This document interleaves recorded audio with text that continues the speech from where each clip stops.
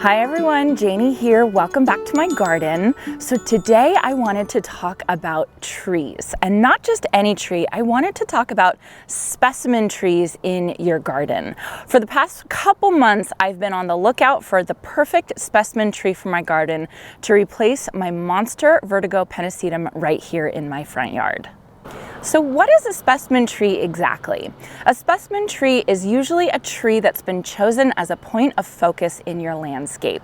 It usually brings something unique or interesting to your yard that distinguishes it from other trees or shrubs in your landscape, whether that be a specific size, bloom color, leaf color, or maybe even shape. When deciding on a specimen tree for your yard, you do have to think about the basics, such as what zone are you in and does that tree fit into your zone? How much sun do you have for that tree and how much water do you have for that tree? However, there are other things that you need to think about as well. What size tree are you looking for? Are you looking for a big tree that casts a lot of shade or a smaller tree that's going to fit into a smaller yard? What shape of the tree are you looking for? Standard trunk, multi-trunk? Are you looking for spring blooms or fall foliage? Are you looking for something interesting like fruits and nuts that will bring some wildlife and pollinators to the area? So I have been looking for the perfect specimen tree for my front yard here in Northern California, zone 9B, and my thought process has led me to think about 3 features that I'm looking for in my specimen tree. Number 1, I need my specimen tree to be the right size. My top choice for a tree, probably my most favorite tree, is the Chinese pistache, simply because I love the shape of it. I think the foliage is beautiful, and in the fall it turns the most gorgeous orangey, reddish, yellow color that I absolutely love. However, it's giant, it's massive, it would take over my entire yard, so I couldn't choose that tree as my specimen tree. I'm looking for something a little bit smaller, more on the 15 to 20 feet size, height and width, and then also something that has a standard trunk so that I can plant underneath this tree. I have had this vertigo pennisetum, which is a gorgeous, gorgeous grass here for the last couple years, but the thing that I have noticed is that it takes a lot of square footage in my garden. It takes up a lot of space, and I've missed out. I'm really missing planting underneath this area and having more area to plant. So I knew for my specimen tree, I wanted it to have that classic tree lollipop shape. The second factor that I'm looking for in my specimen tree is I wanted it to have spring blooms. I have a gorgeous crepe myrtle tree that blooms this beautiful bright pink color in June, July, and August. I absolutely love it. It brings such character to my yard when it's in bloom, but I was missing spring blooms, particularly early spring blooms. So I knew for my specimen tree, I didn't really care about the fall foliage, but I really wanted some spring color to bring some joy to that time of year in my yard. So number 3, the third thing that I'm looking for in a specimen tree in my yard is beautiful bright green foliage. I've had this gorgeous vertigo pennisetum here for the last couple years, like I said. I also have beautiful Chinese fringe flower shrubs all over my garden. I have black mulch, and then I also have a black fence right over here. So that's a lot of darkness. That's a lot of depth and darkness, and I feel like that this color of foliage, I just don't need any more of it. I actually need something that's going to pop against the rest of the darkness that I have in this garden. And so I really wanted a tree that had gorgeous, bright green, beautiful leaves. So how do you find the right specimen tree for your area, your garden? Well, I think that there are a couple different ways that can help you research and find the best fit and the best tree for your space. I think that the most helpful thing that I did was I basically stalked all the local garden centers around my area just to see what trees they were selling. Not only what trees they had in stock, but also what trees that they would sell maybe in the springtime or a different time of year. I figured that if a garden center around me is going to sell a certain tree, most likely that tree is going to do really well in my area. I feel like this was the most helpful thing, and it gave me the most options of different trees that I could look at that might work in my yard. The second way that I researched what specimen tree is good for my area is I checked out my Master Gardeners Association. We all have local Master Gardeners Associations, and they have such fantastic research and information for you to help you. When I researched that, all I did was Google Master Gardeners Association, Yolo County, which is the county I live in, and recommended trees. And a handout popped right up that showed me some really, really good drought-tolerant trees in my area.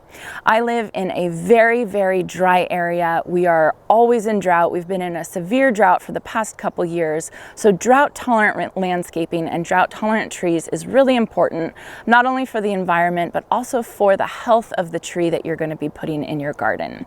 So the Master Gardeners Association is very helpful in finding a good tree for your area.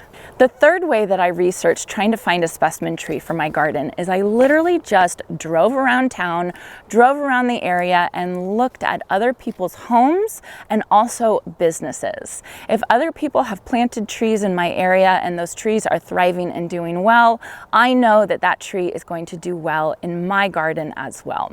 So it's actually the way that I found out about the Chinese pistache that I love, is that I was driving around town and all I could do was stop and stare at these gorgeous trees that were this bright orange color in the fall. That's how I found out about it, and now I can see a Chinese pistache tree all the way down the street. I can point it out. I love it so much, and I wish I had more room for it here.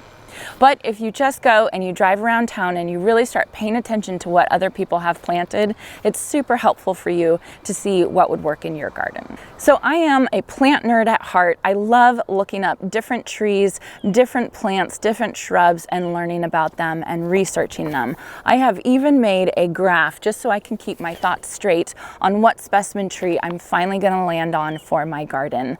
I wanted to share some of my research with you because some of these specimen trees are really interesting and I had never heard of them before, and you might not have either. So the first option I was looking at is called a strawberry tree. I've actually seen these trees planted all around town and they're absolutely beautiful. They have beautiful blooms in the spring, but the most interesting thing about these trees is they have amazing clusters of berries in the fall and the winter. They're absolutely gorgeous. They are also evergreen, which if that is a feature that you're looking for, if you're needing some winter interest in your area, in your yard, a strawberry tree brings that winter interest because it has leaves year round. It's hardy zones 7 through 9, it likes full sun, and it is extremely drought tolerant, so perfect if you live in a dry, arid area like I do. One of the cons about the strawberry tree though is that it is messy. It drops its blooms, it drops its berries, it drops twigs, and it actually sheds its bark. So you have to be okay with having kind of a messy tree or willing to clean up after it if you're interested in this specimen tree in your yard.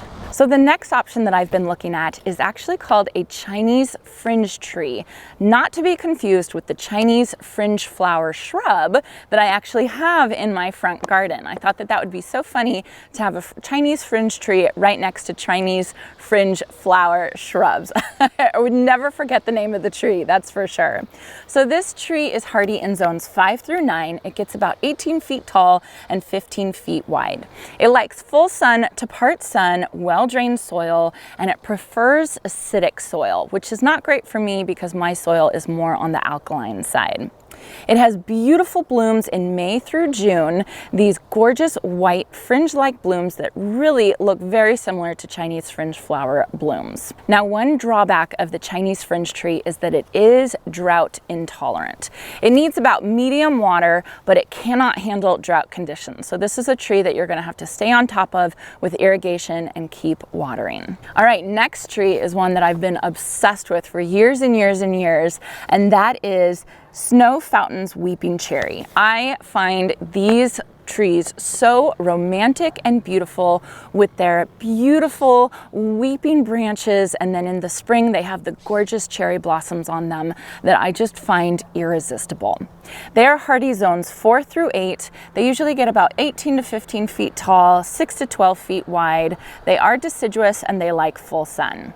The drawback that I found to weeping cherries is that they are susceptible to bacterial and fungal infections.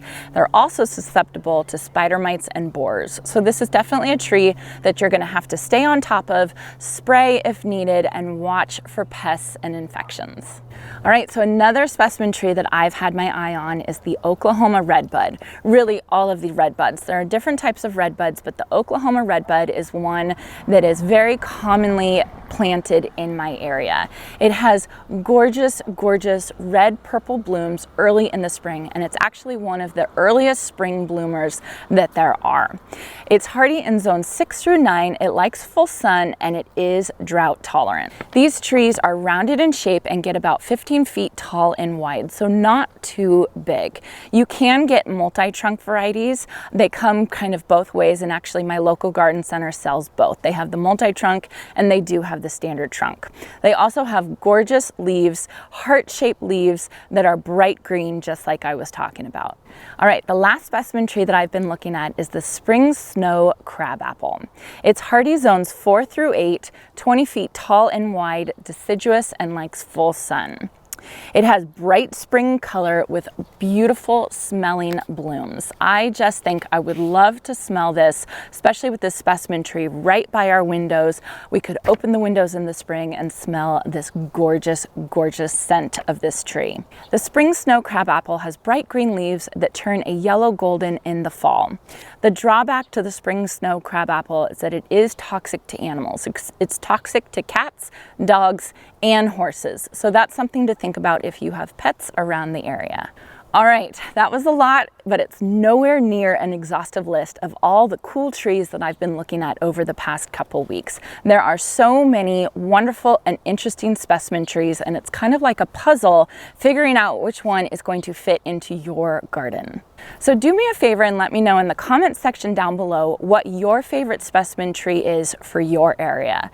I filmed a video a couple weeks ago where I was at my local garden center looking at different trees, and the amount of fantastic suggestions that I got from all of you of different trees that you like for your area was so incredibly helpful. I will link that video down below if you all are looking for a specimen tree for your area and you need some options. Look at the comment section or look at the comment section in this video. You all have fantastic recommendations, and that's one of the things that I love, all of us gardeners coming together and helping each other out. Stay tuned for a video later this week where I actually go to the garden center and pick up the specimen tree that I've decided on for my yard right here.